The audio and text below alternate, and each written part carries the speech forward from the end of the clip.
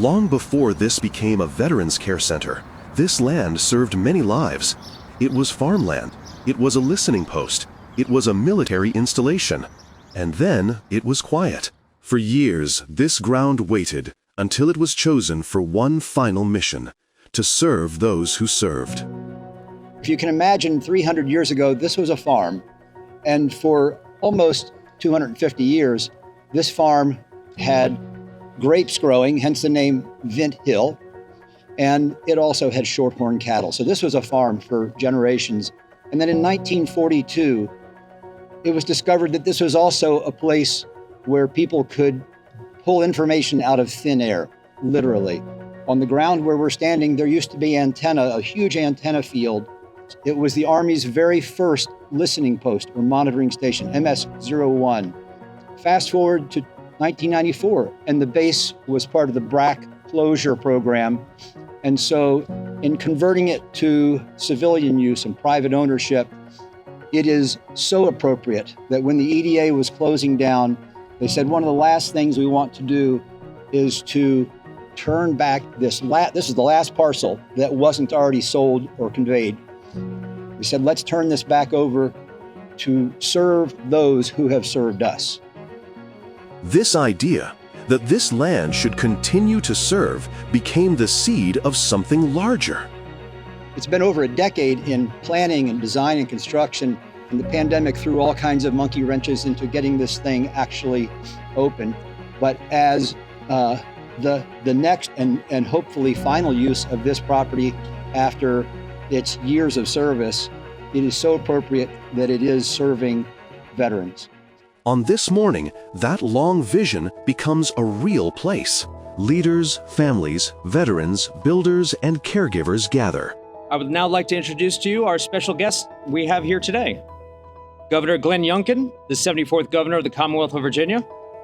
The Honorable Craig Crenshaw, Virginia's Secretary of Veterans and Defense Affairs. Leaders from the Vint Hill Economic Development Authority, which donated the 30 acres upon which this magnificent facility is built. State Senator Bryce Reeves and members of our Virginia General Assembly, which provided part of the funding to build and operate this premier care center. Leaders from the U.S. Department of Veteran Affairs, who provided the additional funding to build and operate this center. And last but not least, Puller Veterans Care Center's very first residents, veterans of the United States Army, Herbert Smith and Robert Strunk.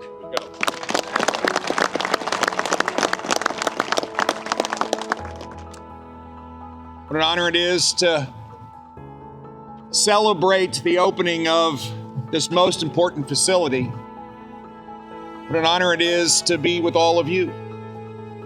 As I look across this crowd, I see so many passionate, committed Virginians and Americans, patriots, families, loved ones. My friends, that is Virginia. And that is America. This is a very special day. This is a very special place.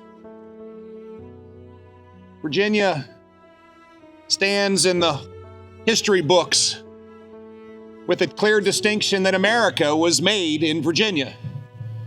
But I'm reminded that 250 years ago in 1775, when the Continental Congress formed the First Army, the First Navy, and the First Marine Corps to fight for freedom from the British, they also chose a native son of Virginia, General George Washington, to lead these volunteer citizens, these volunteer soldiers, many of whom came from homes and farms and towns and villages here in Virginia. And it was these brave men who returned home after the remarkable victory at Yorktown and became our first American veterans. Today we gather to honor, we gather to celebrate the more than 40 million men and women who have worn the uniform of the great armed forces of the United States of America through peacetime and through war since the Revolution to today. During my 4 years of service as governor, it has been the highlight of our collective ability to serve our military and our veterans, to recognize the importance of Virginians' veterans and their families, and to work to ensure that the Commonwealth would consistently provide the legislation, the programs, the support to ensure that, yes, General, Virginia is the #1 state in America for veterans. Full stop.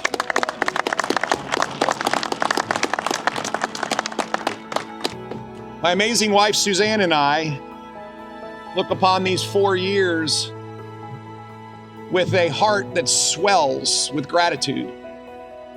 And as I said, the ability to serve along all sides of you and to serve our military and our veterans has been at the top of the list. Thank you to our military heroes. Thank you to your families. Thank you for the sacrifices that you have made in defending and upholding the freedoms and liberties that we hold dear. Thank you. Thank you. Thank you. And as an integral part of that, we will continue to serve those that serve us. We're gonna grab this, and we're gonna look at it. No one's gonna cut it. Okay, so everybody look and smile. Everybody smile. Okay, and on 3, we're gonna cut. Ready? 1, 2, 3.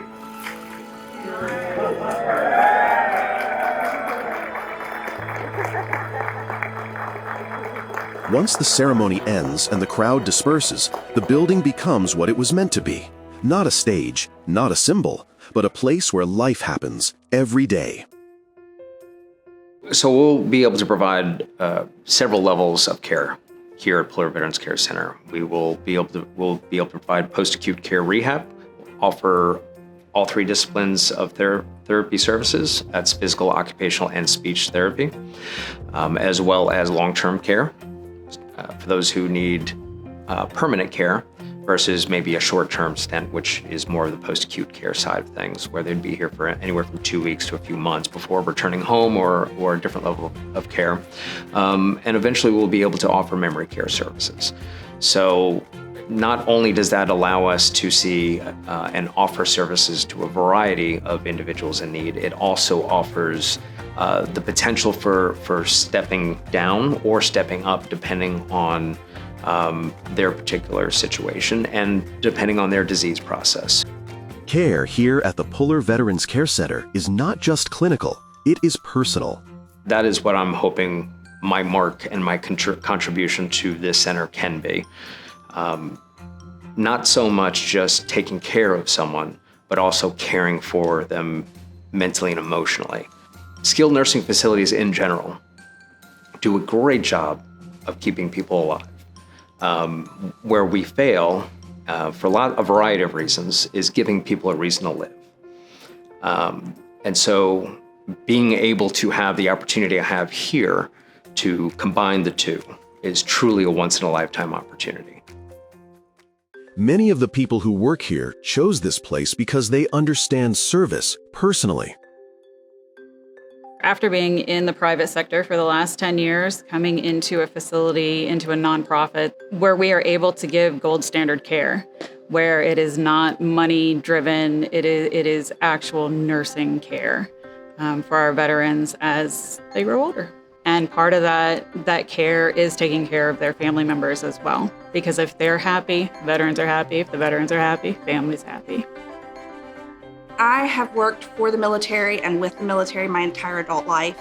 From the time I was about 20, I enlisted into the Air Force, and I spent 2 active duty years and 6 National Guard years. And then I went on to work as a civilian with the Air Force, and I love veterans, I love the military, I love the camaraderie and the brotherhood and just everything that the military brings to my life. My husband is also active duty, so I have spent every waking moment with military, living military, and to my core, you know, the American flag's there, the Air Force, every branch of service. We worked with every branch. I worked in medical when I was in the Air Force, so every branch was conjoined with medical. I am over the moon. I cannot wait to sit down and have a conversation with the veterans that came before me, because without them, I wouldn't have had the chance to serve. And especially the women that came before me. You know, at first women were not allowed to serve, and I had the honor to serve, and they came before me and paved the way. I am just looking forward to taking care of those veterans. It's my role here as a pharmacist, it goes beyond dispensing. So my role is looking forward to improve their quality of life, as that is the impact I want to see of my work, is improved quality of life of the residents here, right from, seeing a potential drug interaction during medication review to, suggesting a medication that might reduce the side effects for a resident. It's moments like these for which, I went to pharmacy school, and that will give me a sense of fulfillment. It will also give me the opportunity to, combine my clinical expertise with a sense of purpose here. And we as a team, we want to work so that our residents feel, respected, they feel, empowered to live a life of dignity. I'm in charge of overseeing all the therapy provided here. We have physical therapy, occupational therapy, and speech therapy services here for our veterans. As you can see, we have a nice, large, brand new space for them. A lot of features that not every center has, so we are excited to be able to share that with our veterans. I'm excited about the camaraderie. Really, from a therapy standpoint, everything starts from a point of relationships and learning stories. We are often part of people's lowest points in their lives, and we get to be there, we get to be their support, and ultimately we get to see them achieve their goals that are personal to them and increasing their independence. Yes, this place is state of the art, but what I love truly about it is the home-like environment. The single rooms, the private rooms, your private bathroom. I mean, talk about dignity and respect. I mean, that right there in and of itself sold. But then, the home-like environment, there's not a traditional cafeteria here. It's like a family room. And that's the way that I think every place should be. I wish that every place could be like this. I did a lot of my training at our 3 sister facilities, and just being in and out of each of those facilities, just seeing the camaraderie with the veterans, words would not do justice. I mean, you just have to be there to feel it, and to have a home-like environment like this, it's just remarkable for them. For families, coming here often comes at the end of a long road. This means so much to our family to have him in such good hands. Our concern before was just that his needs were going beyond what we could kind of manage, and to know that he has not only the love and support but the great medical care for all of his needs and what his future needs may be brings just a lot of peace and comfort. We hope to see that he's feels comfortable, feels safe, and it feels actually like a home, not just like a facility to be at. And I think that's one of the things that really stood out as well, is when you go into the rooms that they've designed for the veterans, it doesn't feel like you're in a hospital or a stale nursing home or anything like that. It really feels like a nice apartment. So we're able to kind of put his things in there and design it a little bit, and have his pictures up, and so it really does feel more like a home and less like I guess like a medical facility. It's such an amazing facility. Private rooms, private bathrooms with showers, and so far the staff has been amazing, which I expect to continue. Everyone that I've met here, and him being the first resident here, it's almost like he's a celebrity, and he loves all of the attention that he's getting. So that's kind of what led us here. Of course, him being a veteran was, another reason why he could get into this facility, obviously. And he's had, even in the week that he's been here, he's had such a great opportunity to share his military service, which he doesn't get to a lot. I mean, we all know the story, but he's got to share it quite a bit with him and his brother, having been there together, which was very special for him. Herbert R. Smith was in the Army, 1951 and 52. You were in Korea. Yeah. How do you like the facility here? How do you like the building? Oh, I like it fine. I'm doing okay. It's nice, huh? Very good, yeah. Just treat me nice. What does it mean to you as the daughter to be able to have a place like this for your dad? I'm going to try not to cry. It means a great deal because you can't. And they can. Which is very helpful. It means a lot to have him taken care of. He's lived with us for 30 years. My mom passed away 30 years ago, so he's lived with us until he fell. So he's part of us.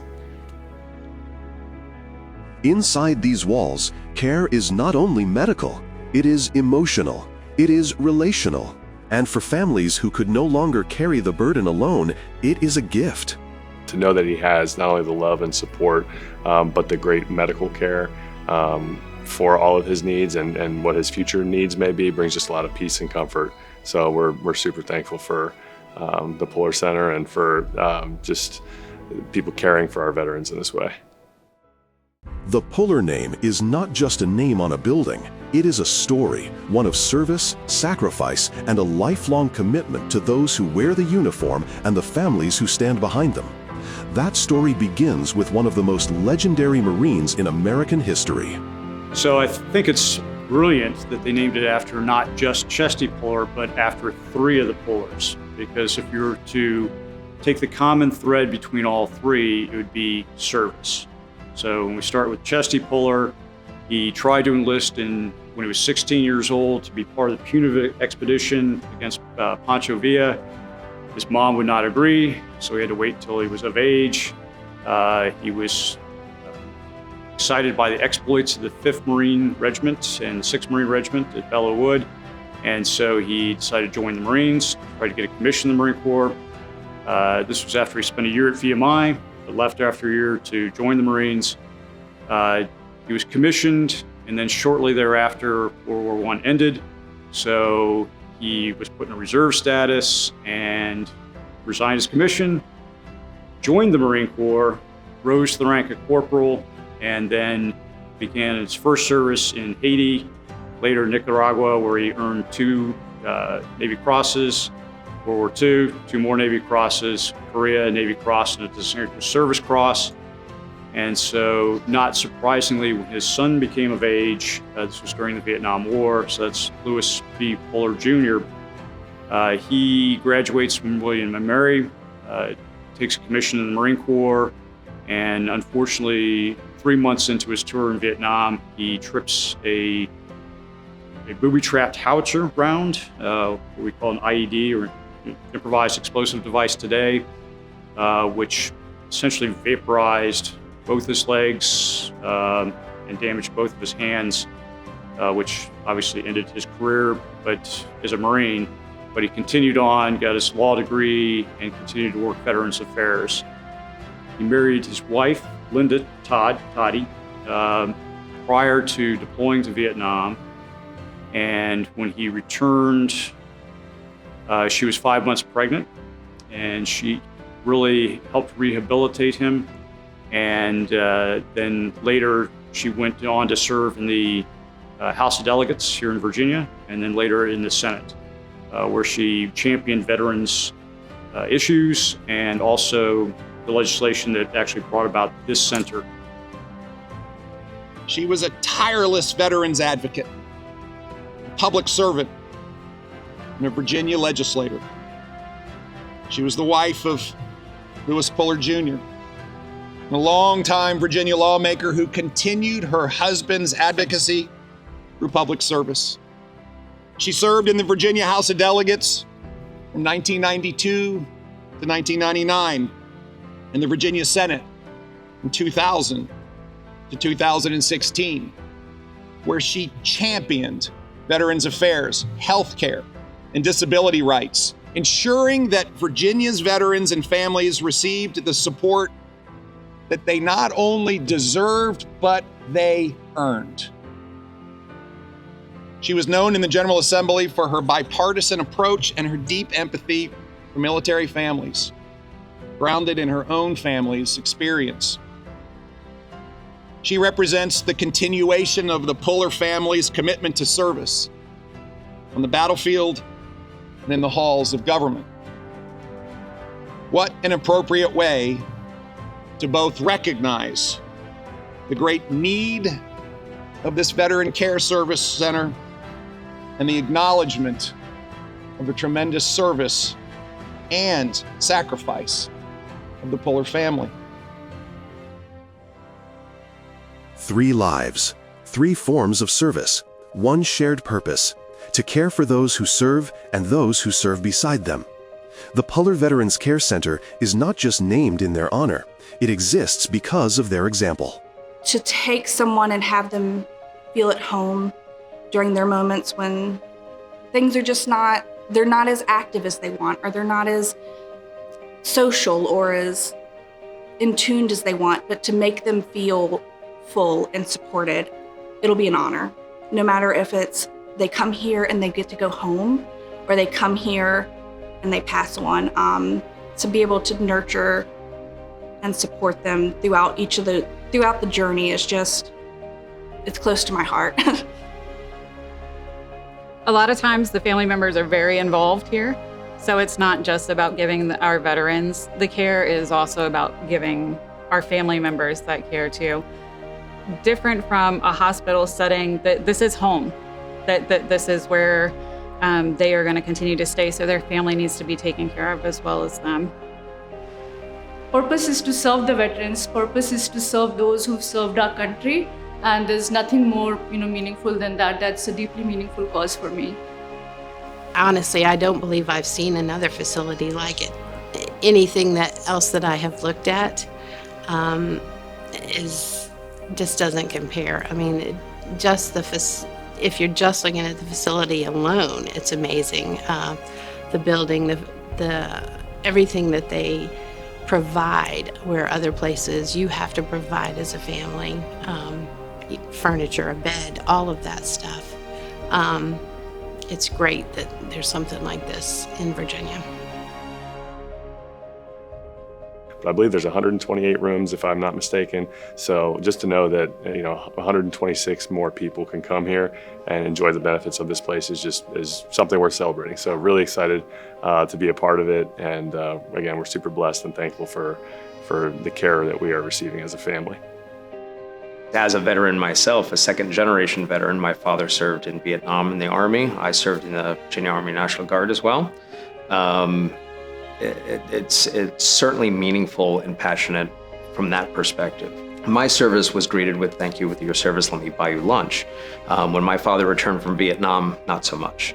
And that's the generation that we are currently caring for, or starting to see more and more of needing this level of care. So if I can bring that passion, or at least that level of care and want and need that these individuals truly deserve, that is what I'm hoping my mark and my contribution to this center can be. This is the legacy and the impact of the Puller Veterans Care Center. Lives strengthened, spirits lifted, and a true sense of home for those who served. For additional information about the Puller Veterans Care Center and the Virginia Department of Veterans Services, visit dvs.virginia.gov.